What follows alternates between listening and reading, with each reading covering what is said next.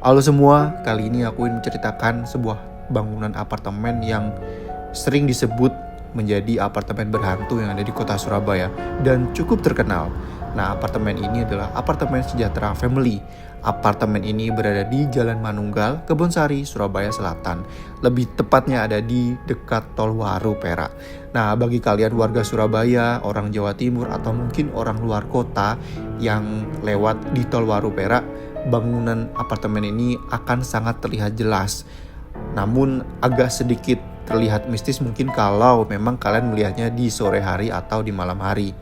Sejarah pembangunan apartemen Sejahtera Surabaya.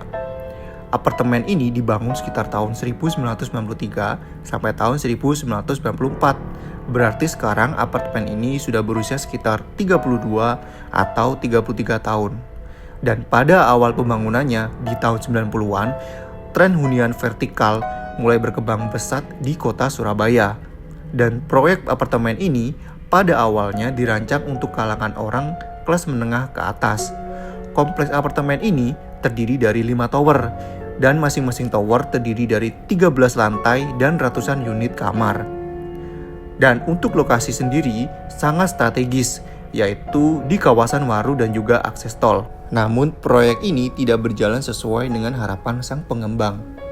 Oh ya, jika langit malam sudah mulai turun, apartemen Sejahtera Family ini tidak begitu terlihat. Muncul sedikit siluet tipis, namun keseluruhan gelap, seperti apartemen ini sedang diselimuti kain hitam. Dan adakah keluarga yang pernah meninggali apartemen Sejahtera ini sejak pertama dibangun dan sampai saat ini? Jawabannya adalah ada. Terakhir, ada sekitar 15 kepala keluarga yang tercatat tinggal di apartemen ini. Namun saat ini sudah dipastikan kosong melompong, tidak berpenghuni, dan menurut berbagai info, lahan di apartemen ini sempat difungsikan sebagai lahan parkir warga sekitar. Oh ya, bayangin aja kalau kalian tinggal di apartemen tapi liftnya tidak bisa dipakai. Kalian harus pakai tangga untuk naik turun. Wah, agak repot ya. Makanya apartemen ini juga akhirnya tidak ada yang menghuni. Meskipun mungkin cepat dijual dengan harga yang cukup murah. Dan siapakah developer apartemen Sejahtera Surabaya?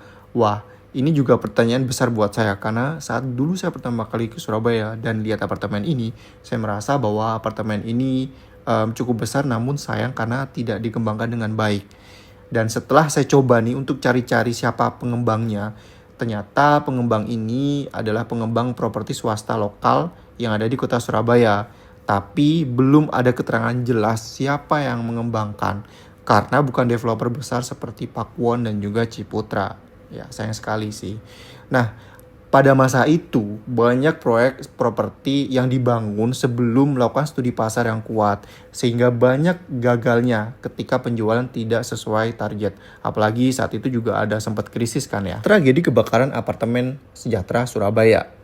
Pada tanggal 14 Juni tahun 2023, di malam hari, di lantai 5, di salah satu tower yang ada di apartemen ini, terjadi kebakaran.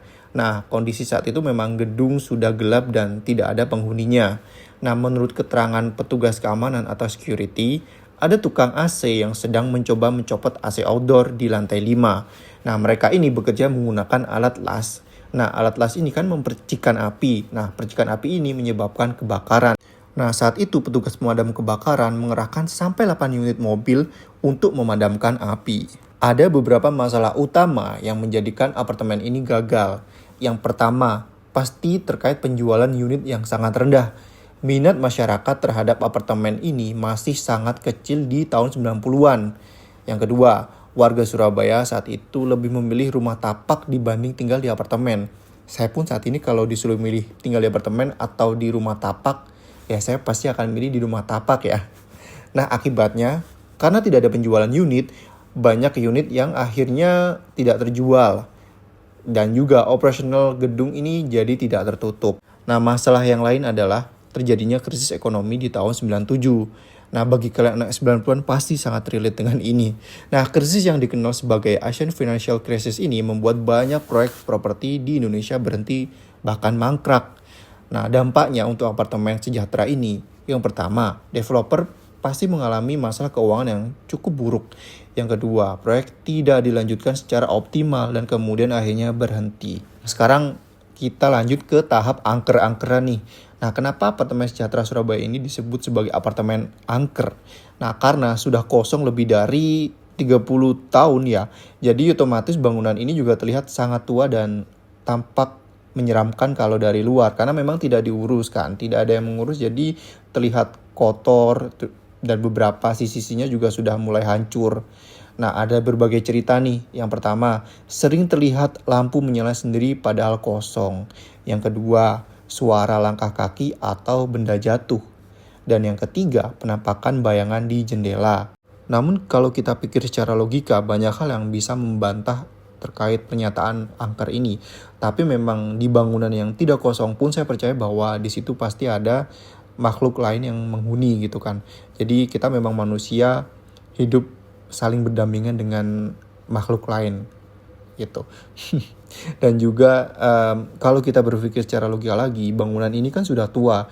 Jadi mungkin ada beberapa sisi bangunan yang ambruk dan akan terdengar suara gedubrak. Dan bisa juga karena angin. Terus juga kan banyak hewan liar di sana. Jadi banyak hal lah faktor. Tapi menurut saya akan sangat memungkinkan ada orang-orang jahat yang masuk diam-diam untuk mendapatkan sesuatu hal. Atau mencurilah kasarnya seperti itu. Dan untuk saat ini di tahun 2026 dan kondisinya saat ini sedang puasa, saya coba untuk telusur ke sana dan memang di sana ya sekarang tampak lebih hancur aja sih bangunannya gitu. Jadi saya sudah pernah bikin konten juga dan saat itu sempat viral ya. Dan ini saya coba untuk nge-up lagi. Yang pertama pasti penuh semak-semak di sekitar apartemen ini karena nggak ada maintenance kan. Jadi bangunan ini makin terlihat rusak. Terus kaca juga yang dulu pecah sekarang jadi pecah gitu.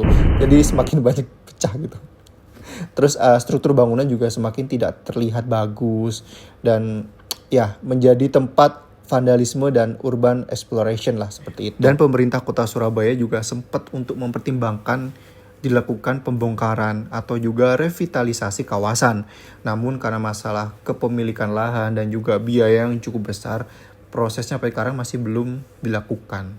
Dan fakta menarik adalah ini adalah salah satu apartemen pertama di kota Surabaya Selatan. Dan kebetulan saya juga tinggal di apartemen saat ini, namanya adalah Puncak CBD dan sampai saat ini juga masih belum tuntas pembangunannya. Doain aja karena saya tidak mau tinggal di apartemen berhantu juga. Terima kasih.